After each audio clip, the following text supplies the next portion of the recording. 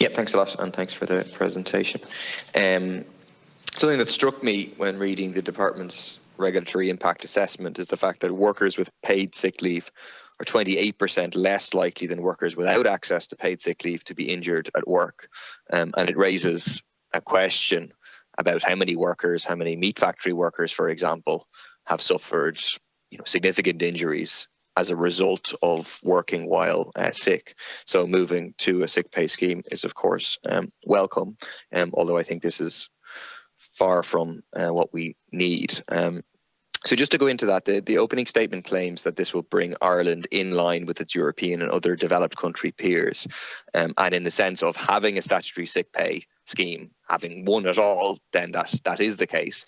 But in terms of the content of it, in terms of the replacement rate and the time period which is covered, it seems to me to be significantly less than our developed country peers. For example, other EU countries. In Austria, for example, employers pay 10 to 16 weeks at 100%.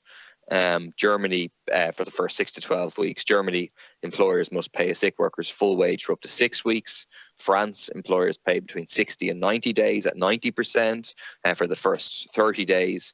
In the Netherlands, they must pay 70% of the wage for up to 2 years, with supports for small businesses. In Norway, workers get a year on full pay, with the company paying the first 16 days. In Belgium, employers pay a month's sick leave. And in the UK, employers must pay a flat rate amount of £96 for up to 6 months.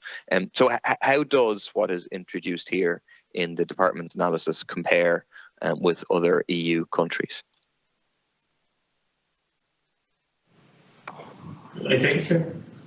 Deputy, as I said, this is a first step in the development of a model that can be built on and refined over time as it's rolled out. And the draft legislation has been built with its flexibility in mind. You're correct there. In terms of this bringing us in line with other developed countries, it is initially precisely because we currently do not have a statutory requirement on employers to pay any level of sick pay to their employees. So that's why this legislation in the context of Ireland is actually quite groundbreaking, and it is a first step. We're also mindful that we need to be balanced in our approach. We want, on the one hand, to protect employees, and that's why we're starting with 3 days to bridge that gap that currently exists in terms of waiting days. But we also need to be mindful that many employers, many small businesses and micro businesses currently do not provide any sort of sick pay for their employees. And while we're now requiring them to do so, we're doing so in an incremental and balanced way. You know only too well, Deputy, as we all do, that these companies many of them have suffered very badly during the pandemic, and we're still just coming out of that. So, we're very mindful that we can't and we don't want to impose any additional significant costs on business. So we believe that this is a fair and balanced first step in providing statutory sick pay for all employees. We were planning over a 4-year period to roll out from 3 to 10 days. But again, as I say, one of the cornerstones of what we're doing is that this will be reviewed.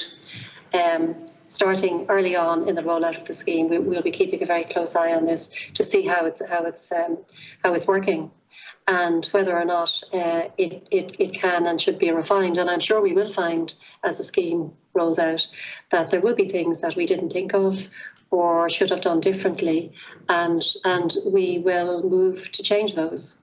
So that's the starting point. Thanks a lot. Well, could I just explore further that issue of the plan to move from 3 days to 10? And I note that you said in response to, I think it was Deputy O'Reilly, that will basically be an automatic process, and you set out, we reach 10 days by 2025. But it is a bit concerning that the draft bill only legislates for the initial 3, with the others to be brought in by ministerial order. And Section 6 of the draft bill says that, for example, in considering whether and by how much to increase the number of days, the minister has to have regard to the state of the economy, the potential impact on employers, data on earnings and labour costs, and other matters that the Minister considers relevant. So isn't it the case that the government, the Minister, can decide that due to the economic environment or whatever, we're not going to go to 10 days by 2025?